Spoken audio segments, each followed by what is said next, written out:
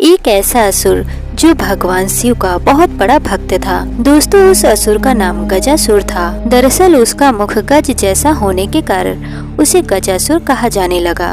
गजासुर भगवान शिव का बहुत बड़ा भक्त था और वो शिव के बिना अपनी कल्पना ही नहीं करता था। उसकी भक्ति से महादेव बहुत प्रसन्न हुए और उसे वरदान मांगने को कहा।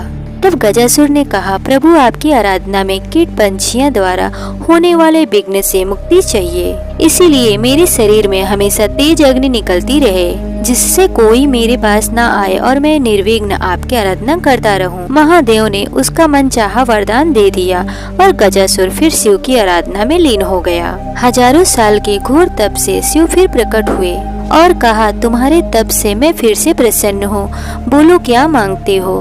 गजासुर ने कहा, वैसे तो मैंने कुछ इच्छा रखकर तप नहीं किया, लेकिन आप कुछ देना चाहते हैं तो आप कैलाश छोड़कर मेरे उदर में निवास करें। भोले भंडारी गजासुर के पेट में समा गए। यहाँ माता पार्वती उन्हें खोजने लगी, लेकिन वह कहीं मिले नहीं। तब उन्होंने विष्णु जी को स्मरण किया और शिव जी का पता लगाने को कहा। श्री हरि ने कहा, बहन तुम दुखी न हो, भोले भंडारी से कोई कुछ भी मांग ले तो वो दे देते हैं। वरदान स्वरूप वह गजासुर के उदर में वास कर रहे हैं। श्री हरि ने नंदी को नृत्य का परीक्षण दिया और फिर उसे खूब सजाने के बाद गजासुर के सामने जाकर नाचने को कहा। श्री हरि स्वयं एक चरवाहे के रूप में आए और बांसुरी बजाने लगे। बांसुरी की धुन पर नंदी ने ऐसा नृत्य किया कि गजासुर बहुत प्रसन्न हो गया।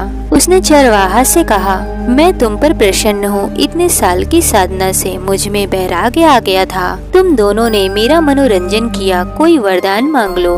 श्री हरि ने कहा, आप तो परम शिव भक्त हैं। शिव की कृपा से ऐसी कोई चीज नहीं है जो आप हमें दे न सके, किंतु मांगते हुए संकोच होता है, कहीं आप मना न कर दें। श्री हरि की प्रशंसा से गजासुर स्वयं को ईश्वर तुल्य समझने लगा था। उसने कहा, तुम मुझे साक्षात शिव ही समझ सकते हो, तुम्हें मनचाहा वरदान देने का वचन देता हूँ। श्री हरि ने उससे शिव जी को अपने उदर से मुक्त करने का वरदान मांगा। गजासुर वचनबद्ध था। वह समझ